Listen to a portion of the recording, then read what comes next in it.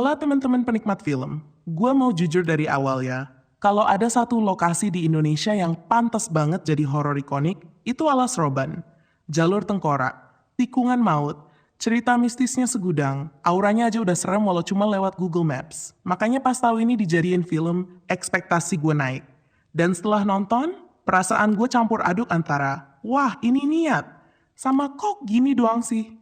Alas Roban disutradarai Hadra Daeng Ratu, naskahnya ditulis Evelyn Afnilia. Ini juga jadi debut Michelle Ziudith di genre horor.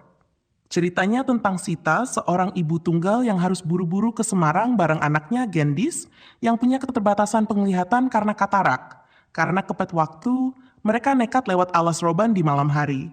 Supir bus sebenarnya udah nolak, tapi karena dibayar double, ya berangkat juga. Dan disinilah mimpi buruk dimulai. Gua kasih kredit dulu buat openingnya. Film ini nggak basa-basi, langsung buka dengan scene gore yang bikin kaget. Terus lanjut POV dari dalam kendaraan, jalan gelap, hutan kanan kiri, penampakan samar. Itu efektif banget. Creepy-nya dapet, atmosfernya kebangun. First act-nya juga menarik karena sempat pakai format road horror. Dan jujur, ini bagian paling enak ditonton. Ditambah satu ide cerdas, POV horror dari sudut pandang Gendis yang matanya burem. Visualnya jadi kabur, samar, nggak jelas. Dan justru itu yang bikin makin gak nyaman. Adegan petak umpet, itu salah satu highlight film ini. Tegang, creepy, dan timing jump scare-nya rapi. Soal teknis juga patut diapresiasi. Sinematografi rapi, lighting malam gak asal gelap, sound surround-nya aktif kanan kiri bikin suasana hidup. Dan make-up prostetik hantunya niat. Bukan yang kelihatan kayak cosplay Halloween. Masalahnya mulai kelihatan setelah first act selesai. Gua kira film ini bakal full road horror.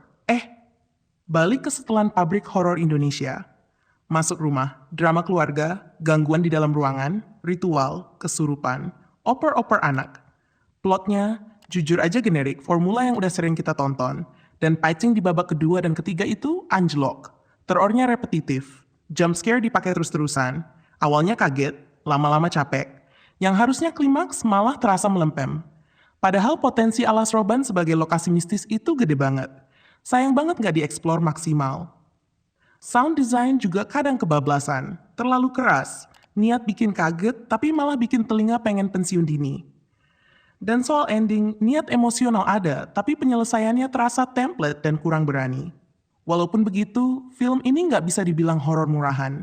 Akting para pemain solid, Michelle Ziudith oke di drama, chemistry ibu anak cukup kerasa.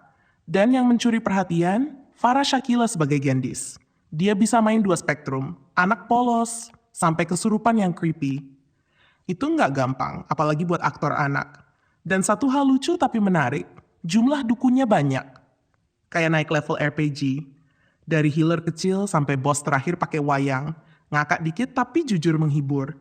Jadi kesimpulannya, Alas Roban itu film yang niat secara teknis, punya opening kuat, punya beberapa momen horor yang efektif, tapi kehilangan tenaga di separuh akhir. Dia pengen jadi horor atmosfer, tapi malah kebanyakan muter di tempat, bukan film jelek. Tapi juga belum maksimal memanfaatkan legenda sebesar Alas Roban.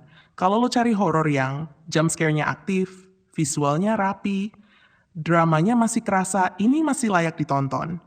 Tapi kalau lo berharap pengalaman horor yang benar-benar fresh dan beda, siapin ekspektasi. Sekarang gue pengen tahu, menurut lo Alas Roban ini serem beneran atau cuma menang vibes doang? Drop di kolom komentar. Dan seperti biasa jangan lupa subscribe biar kita bisa terus ngobrol film tanpa basa-basi. Bye-bye.